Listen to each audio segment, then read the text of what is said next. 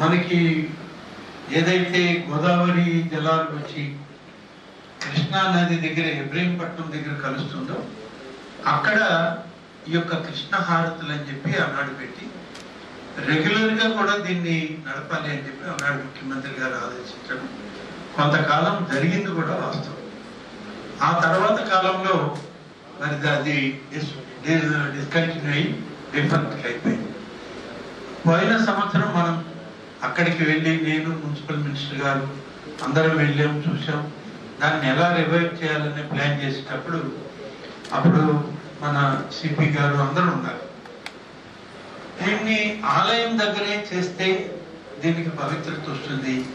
మనం ఒక 20 కిలోమీటర్లు దాటి వెళితే అది టూరిజం స్పాట్గా డెవలప్ అయిన తర్వాత కొంత పబ్లిక్ అవేర్నెస్ ఉంది, కానీ లేకపోతే ప్రతిరోజు జరిగేటువంటి దానిలో ఈ కృష్ణా హారతులకి అంత ఇంపార్టెన్స్ అక్కడైతే రావట్లేదు.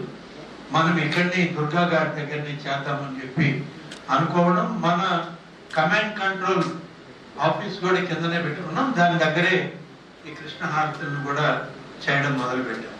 చాలా మంచి రెస్పాన్స్ వచ్చింది పబ్లిక్ నుంచి కూడా.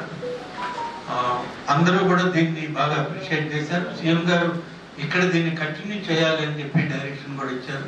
మనం అలాగే కృష్ణ హారతుల్ని కంటిన్యూ చేస్తున్నాం. అది మనం ఈ పీపీటీలో లేదు, అది దయచేసి కరెక్ట్ చేసుకొని మంచి ఆ హారతులు ఇచ్చేటువంటి వాళ్ళు ఎవరైతే ఉంటారో వాళ్ళు మంచి సాంప్రదాయంగా, వాళ్ళకి యూనిఫామ్స్ కూడా లాస్ట్ టైం ఇవ్వడం జరిగింది మనం డిపార్ట్మెంట్. అదేవిధంగా ఇప్పుడే ముందుగానే ప్లాన్ చేయండి. అప్పటికప్పుడు మళ్ళీ ఈ యూనిఫామ్స్ స్టిచ్చింగ్ అంటే లేట్ అయిపోతా ఉంది. కాబట్టి ఇది ఈ సంవత్సరం ఇంకా కూడా విశేషంగా జరపాల్సినటువంటి అవసరం. దీనితో పాటు మనం గతంలో కొన్ని హోల్డింగ్ ఏరియాస్ దగ్గర, క్యూ లైన్స్ దగ్గర కొన్ని చిన్న డిస్టర్బెన్స్లు ఉంది. ఈ దఫా కొంచెం వాటిని రెక్టిఫై చేసుకునేటువంటి అవకాశాలు. ముఖ్యంగా లాస్ట్ టైం మనం ఈ టీటీడీ సంబంధించినటువంటి ఒక స్థలం 2.5 ఎకరాల స్థలం మన ఘాట్ రోడ్డుకి ముందు ఉంది.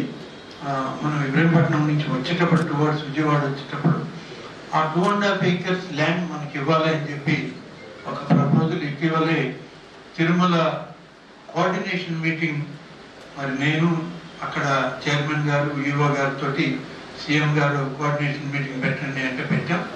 ఆ రోజు కూడా ఈ ఇష్యూ చెప్పాను వాళ్ళకి. కానీ అది ఇంకా మనకి ఫుల్లీ ట్రాన్స్ఫర్ దుర్గా టెంపుల్కి ఇవ్వడానికి వాళ్ళకి అంత సమ్మతించలేదు. కానీ ఎందుకంటే ఈ డోనార్ సిస్టమ్ ఉంది ఇక్కడ.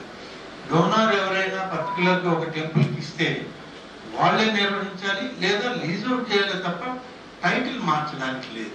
సో దీన్ని బేస్ చేసుకుని టీటీడీ అధికారులు కూడా అవన్నీ నాకు చెప్పింది, దీన్ని మేము కనకదుర్గ టెంపుల్కి లీజ్కి అయితే ఇవ్వడానికి మేము ప్రయత్నం చేస్తామని చెప్పి మినిట్స్ రికార్డ్ చేసి గవర్నమెంట్కి పంపారు.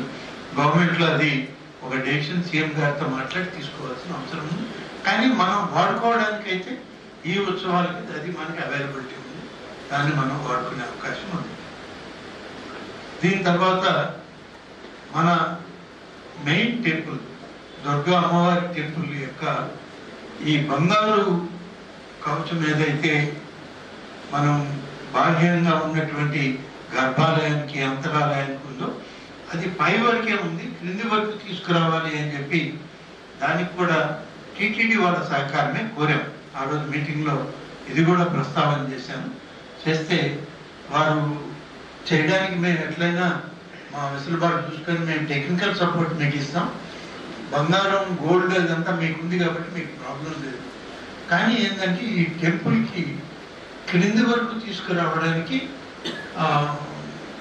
కన్స్ట్రక్షన్ పార్ట్స్ గురించి వాళ్ళు టెక్నికల్గా అడిగారు. అవేళ గ్రానైట్ స్టోన్తో కట్టిన టెంపుల్ కాదు ఇది.